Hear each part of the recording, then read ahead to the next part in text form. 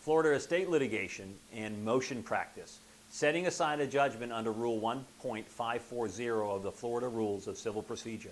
Hello, my name is John P.L.L.C. I'm a trial lawyer with the P.L.C law firm in downtown West Palm Beach, Florida. Our trial attorneys and appellate attorneys limit our practice to wills, trusts, estates, guardianships, related business and commercial litigation, as well as trials and disputes involving real estate, financial accounts like bank accounts, life insurance contracts, and homestead.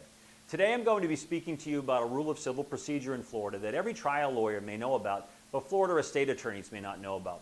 If you're a Florida probate lawyer, whether you're in Broward County or Martin County or Palm Beach or Hillsborough County, you probably are familiar with the Florida probate rules and the probate code. You're probably very familiar with Chapter 744, the guardianship code, as well as the trust code under Chapter 736. You might even be very familiar with Chapter 738, which is the Principal and Income Act applicable to trusts. But do you know the Florida Rules of Civil Procedure?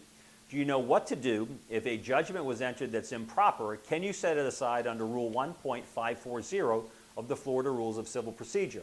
Now, if you're a Florida probate lawyer or you're involved in estate litigation in Naples, Florida, or Orlando, or Jacksonville, you might be saying to yourself, why do I need to know about the Florida Rules of Civil Procedure? There's Florida probate rules, and while the Florida probate rules are different than the Florida probate code, you need to know the Florida Rules of Civil Procedure. Why is that? Well, first of all, if a proceeding is adversary under the Florida probate rules, the Rules of Civil Procedure apply. What does that mean? Well, if the proceeding is adversary, the Rules of Civil Procedure apply, which means you can make use of things like the rule for offers of judgment and proposals for settlement under 1.442 that may permit you to settle your case, resolve it, and if you don't, you win, you get attorney's fees. You might also be able to file a motion for summary judgment or a motion for default if somebody isn't responding to your petition in your Florida estate or your probate. So there's distinct advantages from a tactical or strategic standpoint, a procedural standpoint, if you're involved in estate litigation. Ask your probate lawyer or your estate litigation law firm in Florida what they're doing tactically or procedurally with the Florida Rules of Civil Procedure versus Florida probate law. Now, there's the Minda case, M-I-N-D-A, April 29th, 2016, very fresh. Today's only May 17th, 2016. This is a Second District Court of Appeal appellate opinion from Florida's 2nd DCA. The Westlaw site is 2016 WL 1718854. In this matter, a final judgment was sought to be set aside under Rule 1.540 of the Florida Rules of Civil Procedure. Evidently, successive motions were filed.